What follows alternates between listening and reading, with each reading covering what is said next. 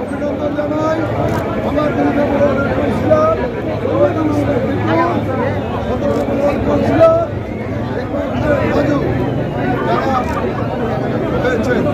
এবং আজকে আমাদের বিএনপি যুবদল ছাত্রদল স্বেচ্ছাসেবক দলের আরো অনেক নেতৃত্ব কারামুক্ত হবেন, তাদেরকেও আমরা অগ্রিম অভিনন্দন জানাচ্ছি বন্ধুরা আমার। এবং আজকে বন্দী হয় ছাত্র জনতার আন্দোলনের ফসল আজকে আন্দোলনের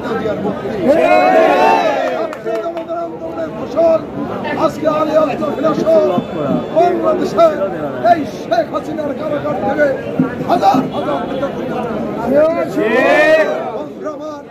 এই ছাত্র সমাজ 52 ভাষা আন্দোলন থেকে শুরু হয়ে 90 পর্যন্ত সবসময় তাদের যে গৌরবোজ্জ্বল ভূমিকা পালন করেছে, আরেকবার এই আগস্টে সেই গৌরবোজ্জ্বল ভূমিকা পালন করে ফ্যাসিস্ট সরকারের পতন ঘটিয়ে নতুন বাংলাদেশ আবার দ্বিতীয়বারের মতো স্বাধীন করেছে।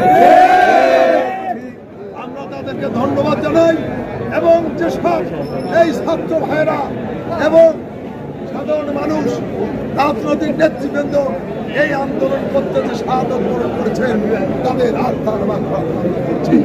ইতিমধ্যেই এই সরকার ইন্ডিয়ান গভর্নমেন্ট ইতিমধ্যে ঘোষণা করেছেন সব অন্যার বিচার করা হবে, শহীদদের যথোপযুক্ত তাদেরকে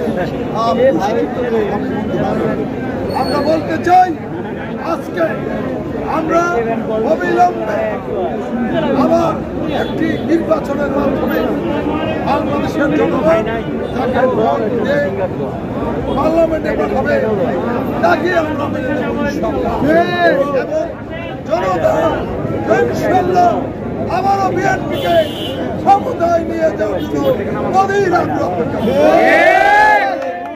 বলতে চাই। আমরা জনগণকে সামনে নিয়ে এমন একটি সরকার গঠন করতে চাই যেটা হবে বাংলাদেশের মানুষের আশা আকাঙ্ক্ষার প্রতিফলন করবে সেই সরকারের মাধ্যমে। বাংলাদেশের মানুষের বাক স্বাধীনতা থাকবে, কথা বলার অধিকার থাকবে, পত্রিকা মিডিয়ার সাংবাদিকের আপনার গণতান্ত্রিক অধিকার থাকবে, কথা বলার স্বাধীনতা থাকবে, ন্যায় বিচার থাকবে। আমরা সেই সরকার বন্ধুরা আমার, তাই আজকে আপনাদেরকে অনুরোধ করতে চাই এই সময়ও আমাদের একটা ক্রান্তিকাল অতিক্রম করছি। আজকে আমরা লক্ষ্য করছি এই বিজয়ের সময় কিছু সংখ্যক দুষ্কৃতিকারী দুর্বৃত্তরা আজকে এই বিজয়কে নস্যাৎ করার জন্য ষড়যন্ত্র করছে। তারা বিভিন্ন হামলা ভাঙচুর করছেন, লুটপাট করছেন, অগ্নিসংযোগ করছেন। তাদের বিরুদ্ধে জনগণকে প্রতিরোধ করার আহ্বান জানায় আমাদের নেতা কর্মী তাদের পাশে থাকবেন। আর বিএনপি কোন সন্ত্রাসী ভাঙচুর লুটপাট করতে পারে না। আমরা বলতে চাই যদি বিএনপির এই ধরনের কোন নেতা থাকে তারা ক্ষমা নির্দেশ দিয়েছেন সরাসরি দল থেকে তাদের বসে। তাই বন্ধুরা আমার, আমি বক্তব্য বাড়াবো না, আমাদের সাংবাদিক বন্ধুরা সে বিকাল থেকে বসে